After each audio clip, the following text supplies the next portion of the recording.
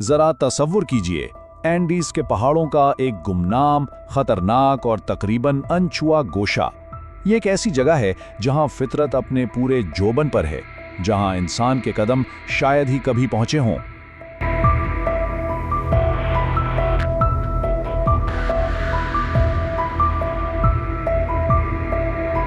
लेकिन सोचिए, क्या हो अगर एक बिल्कुल मामूली साइंसी मिशन किसी ऐसी चीज से टकरा जाए जिसका वहां होना ही नामुमकिन हो। एक ऐसी दरियाफ्त जो वक्त और तारीख के सारे असूलों को ही तोड़ कर रख दे। कुछ ऐसा ही हुआ एंडीज के पहाड़ों में, जहां लैंडस्लाइडिंग का जायजा लेने वाली एक टीम को एक आबशार के पीछे एक ऐसा दरवाजा मिला जो एक नामुमकिन जमाने का रास्ता था। तो चलिए इस नाकाबिले यकीन खोज की गहराई में उतरते हैं और जानते हैं कि इसके पीछे आखिर क्या राज छुपा है। तो सबसे पहले एक बात बिल्कुल साफ कर लें, ये कोई खजाने की तलाश या किसी एडवेंचर फिल्म की कहानी नहीं थी। इस टीम का मकसद खालिसतन साइंसी और अवामी तहफ़्फ़ुज़ का था। वो वहाँ गैर नक्शा घाटियों और कमज़ोर चट्टानों का मुताला करने गए थे। उनका सरकारी मैंडेट बिल्कुल सीधा साधा था। इलाके का जियोलॉजिकल सर्वे करना था, करीबी देहातों के लिए लैंडस्लाइडिंग का खतरा देखना था और चट्टानों पर कटाव का जायजा लेना था। आसार कदीमा तो उनके एजेंडे पर दूर दूर तक नहीं था। ये सिर्फ और सिर्फ एक सेफ्टी असेसमेंट थी। और फिर एक बिल्कुल आम से सर्वे के दौरान कुछ ऐसा हुआ जिसने सब कुछ बदल कर रख दिया। एक ऐसी दरियाफ्त जिसने कुदरत के कवानीन पर ही सवाल उठा दिया। मिशन का दूसरा दिन था। ड्रोन ऑपरेटर आबशार की घनी धुंध के पीछे से डेटा इकट्ठा कर रहा था कि अचानक उसकी नजर स्क्रीन पर पड़ी और जो उसने देखा वो हो ही नहीं सकता था। अर्जियाती तौर पर यह नामुमकिन था।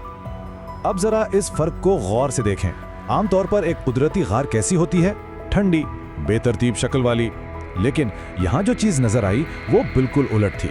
उसमें वाज़े गर्मी थी, उसकी शक्ल एक परफेक्ट मुस्ततील जैसी थी और उसका खाका बिल्कुल मुतनासिब था। ये चीज कुदरती नहीं हो सकती थी।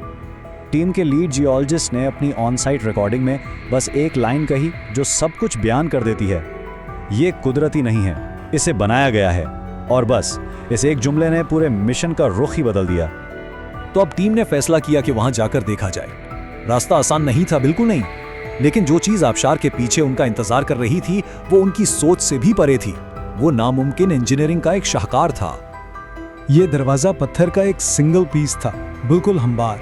इसकी सतह ऐसी थी जैसे पॉलिश की गई हो और किनारे इतनी सफाई से कटे हुए थे जैसे आजकल की एडवांस्ड मशीनों से काटे जाते हैं। था तो ये मकामी पत्थर ही, लेकिन इस पर किया गया काम किसी भी पुरानी टेक्नोलॉजी से मुमकिन नहीं था। लेकिन सबसे अजीब बात, और मेरा मतलब है वाकई अजीब, बर्फ जैसे ठंडे पानी की एक आबशार के पीछे वो दरवाजा छूने पर गर्म था। ये कैसे हो सकता है?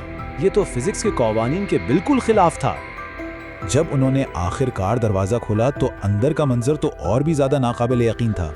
एक ऐसा चेंबर जिस पर फिजिक्स के उसूल लागू ही नहीं हो रहे थे। उनके साइंसी आलात ने जो रीडिंग्स दी वो अनबिलीवेबल थी। जरा सोचिए, नमी 0%, एक बहुत बड़ी आबशार के ठीक पीछे, हवा बिल्कुल साफ और सांस लेने के काबिल, जबकि वो कमरा हजारों साल से बंद था। और टेम्परेचर वो मुस्तहकम था, जबकि बाहर शदीद सर्दी थी। 0%। सिर्फ इस एक नंबर के बारे में सोचिए। हर तरफ पानी ही पानी और अंदर मुकम्मल खुश्की। आखिर कैसे? इसका राज दीवार की एक छोटी सी 1 इंच की दरार में था। माइक्रो कैमरे से पता चला कि अंदर एक पूरा वेंटिलेशन सिस्टम है।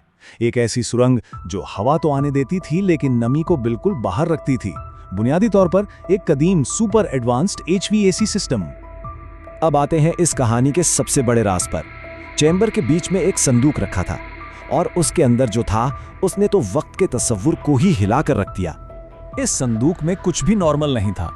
लकड़ी यहाँ की थी ही नहीं, बल्कि मशरकी बहरे रूम की।